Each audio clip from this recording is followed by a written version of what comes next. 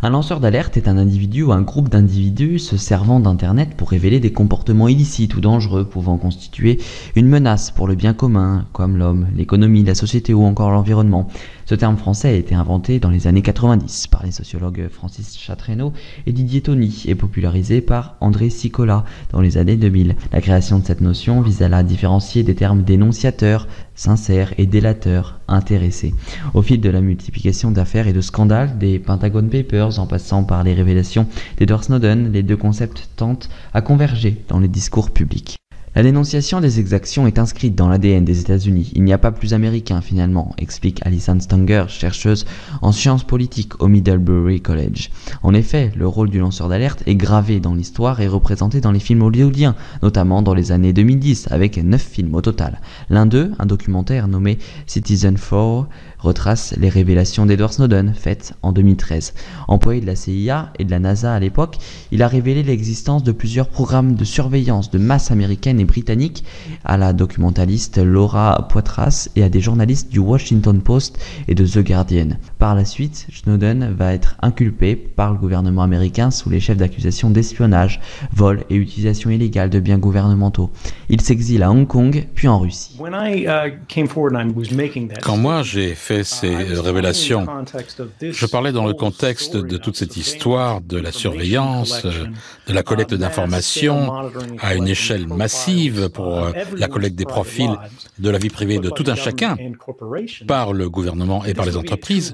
Je pensais que ce serait une histoire qui tiendrait 2 semaines dans les médias parce que les médias très rapidement perdraient leur intérêt et les gouvernements supprimeraient les informations. Non, mais ce qu'on a vu en fait, c'est que tous les gouvernements ont tenté de cacher les informations ou d'expliquer leurs abus. Mais ça a mené à plus d'investigations et à plus de rapports. Et maintenant, tout le monde sait ou comprend généralement ce qui se passe.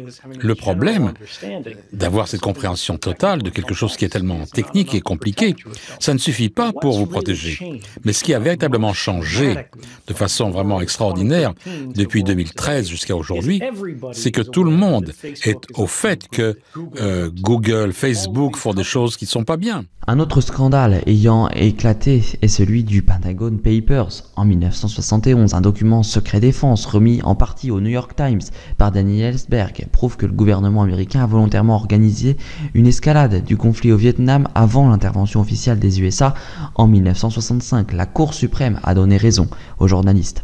L'un des derniers scandales américains le plus populaire est celui du Watergate. En juin 1972, 5 cambrioleurs pénètrent dans l'immeuble du Watergate où se trouvent les bureaux du Parti démocrate, adversaire de Nixon. Mais ils se sont fait repérer et arrêter par la police. Les enquêteurs découvrent qu'ils possèdent des micros et des numéros de téléphone de la Maison Blanche. De plus, un des cambrioleurs est un colonel ayant travaillé pour le FBI et la CIA. L'enquête est vite abandonnée. 2 journalistes du Washington Post, Bob Woodward et Carl Bernstein, s'intéressent sur cette affaire et, avec l'aide de Woody Markfeld, découvrent que les cambrioleurs disposent d'une importante somme d'argent et d'une mission d'espionnage. Ils révéleront ensuite cette histoire qui affectera la popularité du président Nixon, qui démissionnera par la suite. Revenons en France avec l'affaire Frachon, qui est un médecin pneumologue français ayant joué un rôle décisif dans l'affaire du Mediator. C'est en 2007 qu'elle constate chez des patients tous atteints de maladies cardiaques et traités par le Benfluorex, principe actif du Mediator, largement utilisé en France. Précédemment alertée par des cas similaires venant du même laboratoire, Irène Frachon fera ses recherches de son côté et publiera en 2010 son livre Mediator 150 mg, combien de morts? Dénonçant ainsi les critiques cachées de la prise de ce médicament, le procès regroupe 4129 victimes. Il n'est toujours pas clos à l'heure actuelle. Nous avons observé entre 2003 et 2009 au CHU de Brest une vingtaine de personnes très sévèrement atteintes par l'exposition, que nous avons relié à l'exposition aux médicaments. Et parmi ces personnes, nous avons 3 personnes qui sont décédées. C'est grâce à ces nombreux exemples que l'on peut comprendre l'impact et l'importance que peuvent avoir les lanceurs d'alerte dans la société. Face à ces nombreuses révélations pouvant être faites, les ennemis des lanceurs d'alerte se multiplient. L'État, les laboratoires pharmaceutiques ou encore les entreprises, tous se méfient d'eux. En effet, en fonction de quel organisme ils attaquent, leurs secrets sont révélés et les risques que prennent les lanceurs d'alerte se multiplient avec. Bien souvent, les lanceurs d'alerte font face aux conséquences de leurs actes. Ils prennent des risques réels au nom de la cause qu'ils désirent défendre et diffuser.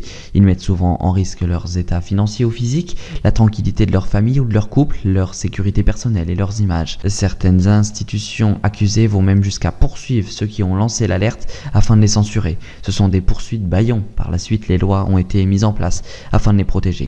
Alors en vue de nombreux risques et des nombreux ennemis que se fait un lanceur d'alerte, une mise en place de lois afin de les protéger a été faite, notamment par la loi Sapin 2 en France, mise en place le 9 septembre 2016.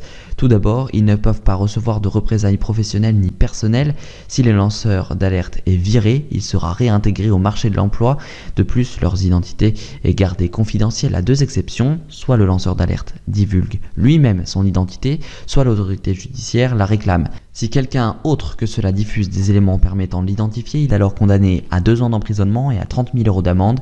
La loi punit aussi ceux qui commettent un délit d'entrave à l'alerte de 15 000 € d'amende et d'1 an d'emprisonnement. Au fil du temps, les réseaux sociaux numériques sont devenus des médias d'information. Ils permettent aux utilisateurs de poster une information facilement, rapidement et étant accessible à un grand nombre de personnes dans le monde. Cet outil contribue à garantir l'information pour un public plus jeune. En France, 3/4 des 15-34 ans privilègent ce média et sont parfois le seul moyen de s'informer.